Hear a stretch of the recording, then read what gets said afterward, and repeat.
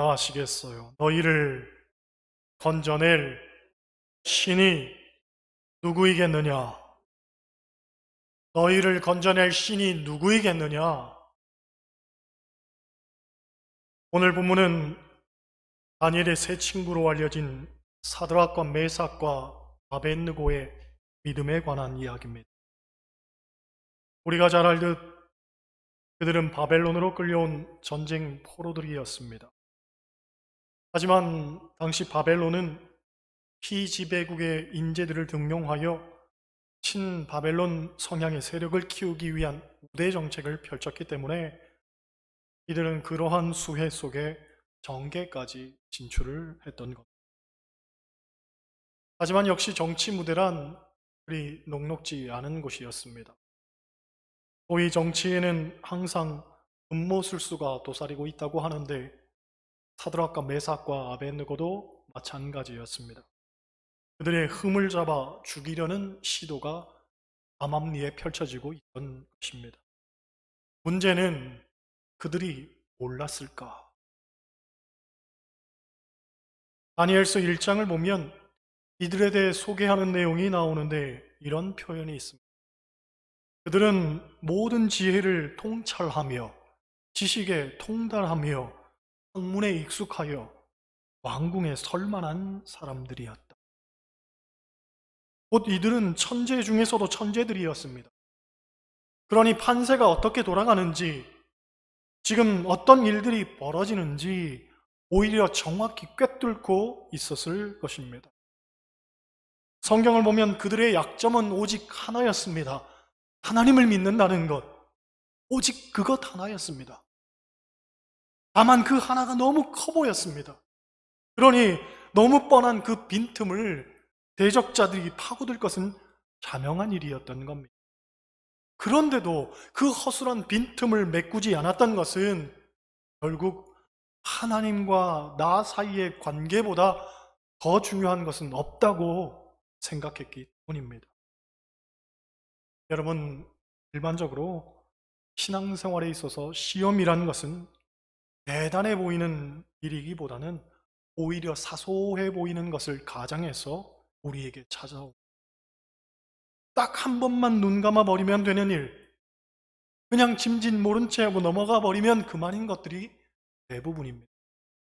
그런데 하나님을 제대로 믿는 사람에게는 그것만큼 어려운 것도 또 없습니다.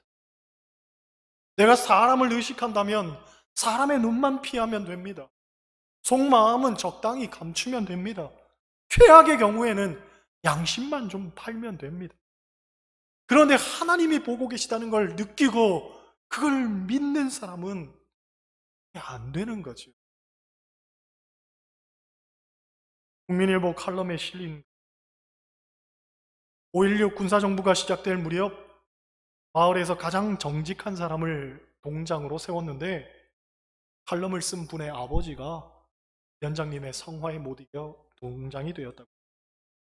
구태여 가장 정직한 사람을 동장으로 세운 이유는 당시 보급품이라든지 구호품을 나눠줄 일이 잦았는데 안 떼먹고 잘 나눠줄 사람이 필요했던. 하루는 배급민을 나눠주게 돼서 자기 집 마당에 산더미처럼 자루를 쌓아놨는데 동네 주민 한 사람당 2말 반씩 돌아가야 했다고 합니다. 그런데 2말 반을 정확하게 나누는 것이 어려워서 협의 끝에 편의상 한 사람당 2말씩 나누기로 한 거죠.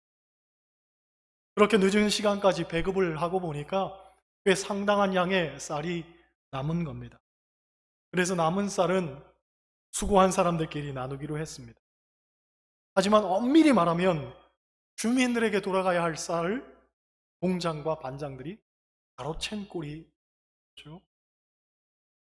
그날 저녁 무슨 일인지 아버지와 어머니가 심히 다투고 난 다음에 저녁을 먹게 되었는데 호롱불 밑에서 아버지가 식사 기도를 하시는데 이렇게 기도를,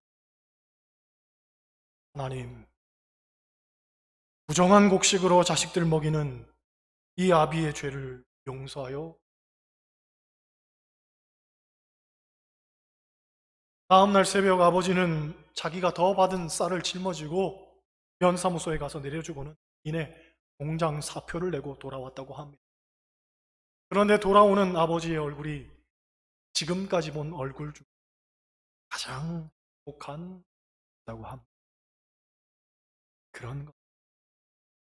아무도 모르는 일이었고 눈 한 번만 딱 감으면 서로 속편한 일이었습니다. 어찌 보면 그것이 오히려 시비거리를 상쇄하는 일이었고 자기에게도 이익이 되는 일이었습니다. 하지만 하나님을 믿는 사람인데, 그리고 하나님이 보고 계시다는 걸 아는데 어떡한단 말입니다. 그렇잖아요. 미국의 유명한 부흥사 빌리 선데이는 죄에 대해서 늘 이렇게 외치고 살았다고 합니다. 나는 죄와 싸우겠다. 발이 있는 한 죄를 차버리겠고, 주먹이 있는 한 죄를 쳐버리겠고, 머리를 갖고 있는 한 죄를 받아버리겠고, 이를 가지고 있는 한 죄를 물어뜯겠다. 내가 늙어서 주먹도 발도 이도 힘도 없을 때가 되면 잇몸으로라도 죄와 싸우겠다. 그렇습니다. 그리스도인은 이런 결연한 의지를 갖고 신앙생활을 해야 됩니다. 왜? 하나님이 보고 계시니까. 만약 그렇지 않다면 타협하는 건 한순간이고 무너지는 것도 순식간입니다. 본문을 보면 사드락과 메삭과 아벳느고를 잡기 위해 적대자들은 묘안을 내놓습니다. 느부갓네살의 영광을 위해 두라 평지에 금으로 된 60규빗의 신상을 만들어 놓고는 누구든지 절을 하게 합니다. 그리고 만약 이 신상에 절을 하지 않으면 풀무불 속에 넣겠다고 선언을 합니다. 풀무불은 그 화력이 얼마나 강했던지 옆에서 일하던 자가 옷에 불이 붙어 죽을 정도였습니다. 그러니 이 맹렬히 타는 풀무불이 가져다주는 공포와 두려움은 어마어마했을 것입니다. 이런 상황에서 사드락과 메삭과 아벳느고는 선택의 기로에 놓이게 됩니다. 타협하느냐 아니면 죽느냐. 사실 이 양자택일이 정말 쉽지 않은 것은 다 얻느냐 아니면 다 잃느냐 하는 싸움이었기 때문입니다. 게다가 생각해보면 타협하는 일이 그리 어려운 것도 아니었습니다. 그저 왕의 신상에 절이나 한번 하면 되는 일이었습니다. 그러면 아무것도 잃는 것은 없습니다. 하나님을 믿지 말라는 것도 아닙니다. 공개적으로 배교를 선언하라는 것도 아닙니다.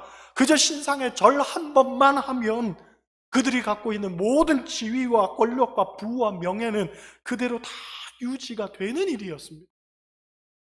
그런데 15절로 17절 보세요. 15절로 17절 제가 읽습니다. 이제라도 너희가 준비하였다가 나팔과 피리와 수금과 사면금과 양금과 생황과 및 모든 악기 소리를 들을 때 내가 만든 신상 앞에 엎드려 절하면 좋거니와 너희가 만일 절하지 아니하면 즉시 너희를 맹렬히 타는 풀무불 가운데 던져 넣을 것이니 능히 너희를 내 손에서 건져낼 신이 누구이겠느냐. 사드락과 메삭과 아벳느고가 왕에게 대답하여 이르되 느부갓네살이요 우리가 이 일에 대하여 왕에게 대답할 필요가 없나이다. 왕이여 우리가 섬기는 하나님이 계시다면 우리를 맹렬히 타는 풀무불 가운데서 능히 건져내시겠고 왕의 손에서도 건져내시리이다. 할렐루야. 너희를 건져낼 신이 누구이겠느냐 하고 묻는 느부갓네살에게 이 세 명의 청년들은 하나님이 능히 건져내실 것이다 고 대답합니다. 하나님이 능히 건져내실 것이다. 이 위대한 선언은 우리 그리스도인들에게 있어서 마치 모범답안처럼 느껴지는 것이 사실입니다. 그러나 지금 오늘을 살고 있는 우리들의 현실 앞에 그것을 대입하라고 했을 때에 자신 있게 이렇게 외칠 사람이 과연 얼마나 되겠습니까?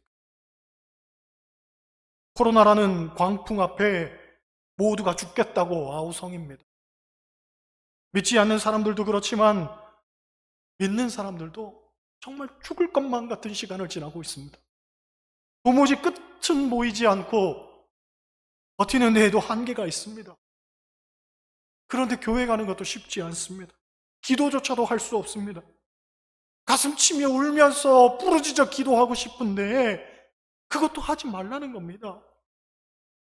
그러니 당장 산입에 거미줄치게 생겼는데 하나님은 너무 멀게만 느껴요. 그게 우리가 느끼는 현실입니다.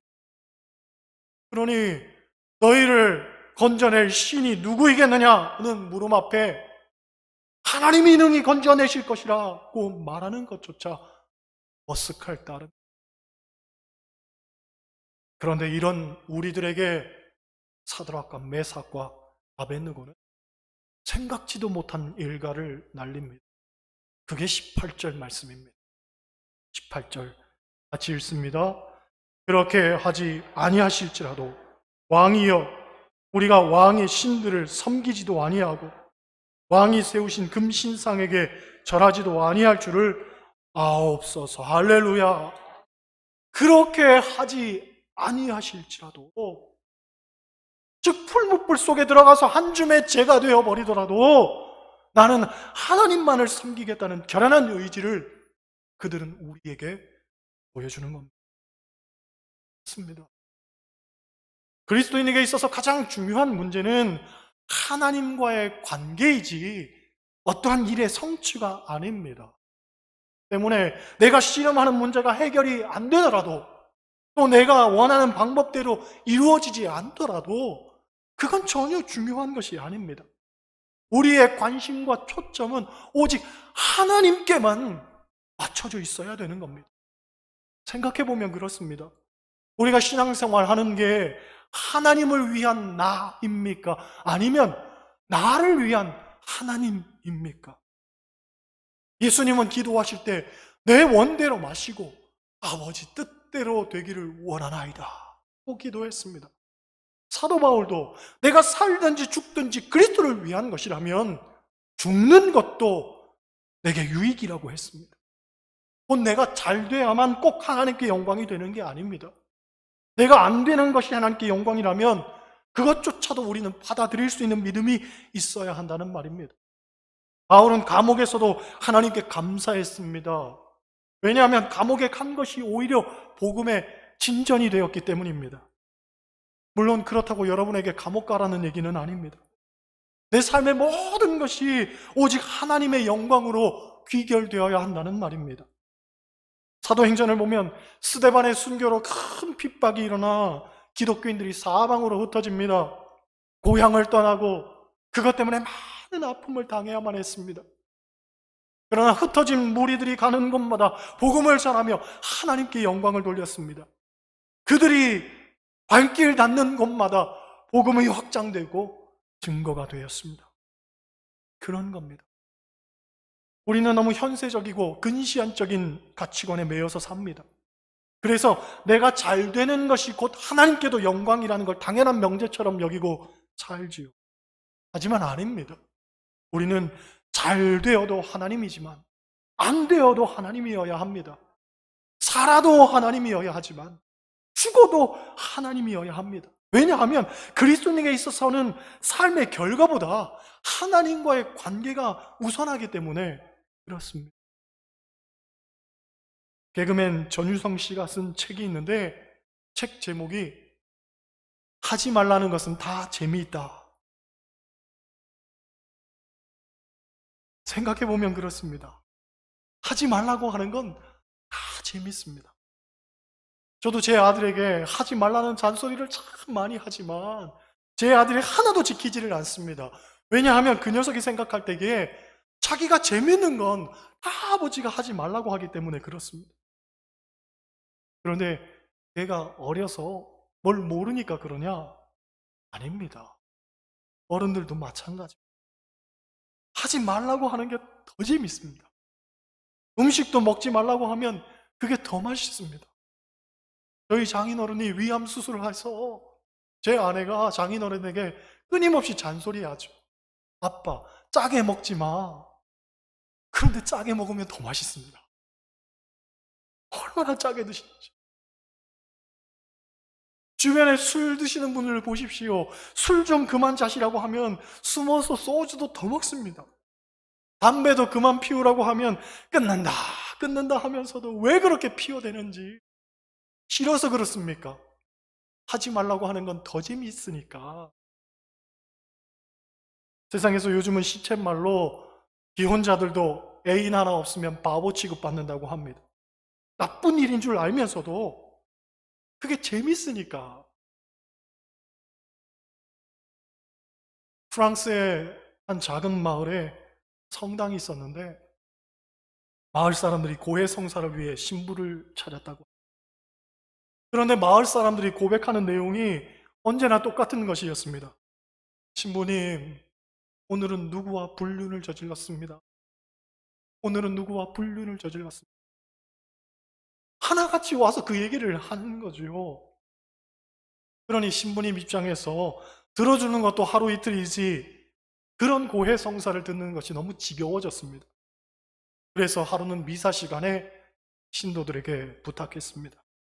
여러분, 이제부터는 고해 성사할 때에 불륜을 저질렀다고 말하는 대신에 오늘은 누구와 넘어졌습니다 하고 말해줬으면 좋겠습니다 하고 부탁을 했습니다. 그래서 그 후로 고해 성사를 할 때에 사람들은 신부님, 오늘은 누구와 넘어졌습니다 하고 이야기를 했습니다. 세월이 흘러 신부님이 떠나고 새로 신부님이 오시게 됐습니다. 그런데 새로운 신부님이 고해 성사를 들어보니 다들 넘어졌다는 소리뿐인 거지요.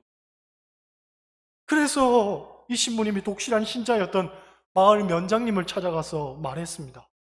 면장님, 마을에 도로 공사를 좀 해야 될 것 같습니다. 도로에서 넘어지는 사람이 너무 많습니다. 그랬더니 아니 면장님은 그게 뭔 뜻인 줄 아니까 혼자 껄껄 웃기만 하는 거죠. 신부님이 재차 강조하며 말했습니다. 면장님, 웃을 일이 아닙니다. 어제 면장님 부인이 찾아왔는데 지난주에 3번이나 넘어졌다는 거예요.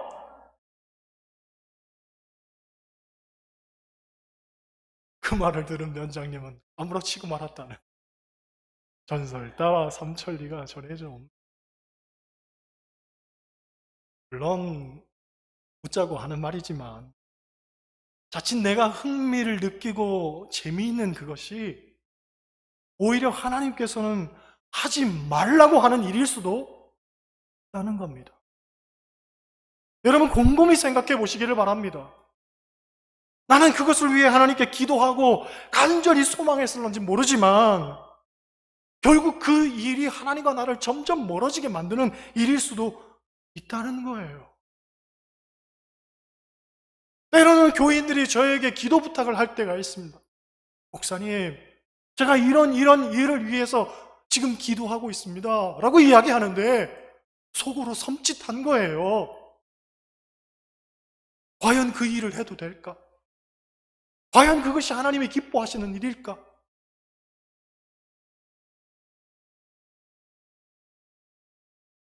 거기에 시선이 맞춰져 있으니 다른 게 전혀 안 보이는 거예요. 하나님도 보이지 않아요.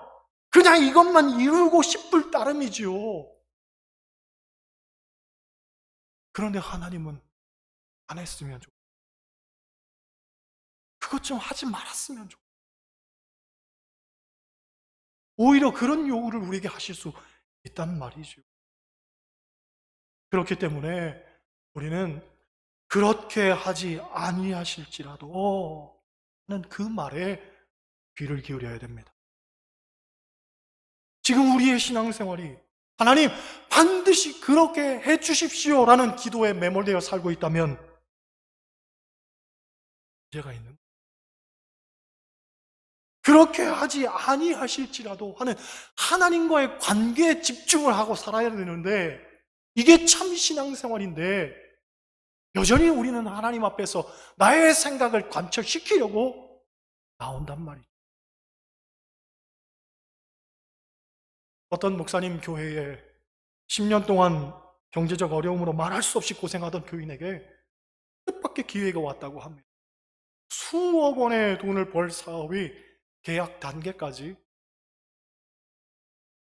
그분은 이제야 기도 응답이 왔다면서 굉장히 기뻐했다고 합니다. 그런데 계약 직전 그 일이 불법에 관련된 것을 알게 됩니다. 그래서 심각한 갈등에 빠지게 됩니다. 모른 채 하고 그냥 밀어붙여야 하나, 아니면 너무 아쉽지만 포기해야 되나. 결국 이 문제를 갖고 목사님을 찾아와서 어떻게 해야 하는가 물어보더라는 거죠. 그런데 우리가 늘 겪어봐서 알지만 대부분의 사람들은 물어볼 때도 이미 답을 정해놓고 물어봅니다. 이분도 목사님을 찾아와서 물어보긴 하지만 이미 자기 생각은 다 굳어져 있더라는 거죠. 그래서 목사님도 목사님 기도해 보시고 잘 결정하세요. 이렇게 대답은 해줬는데 속으로는 씁쓸. 불법적인 일이면 그리스도인의 양심을 갖고 있는 사람이라면 단칼에 노!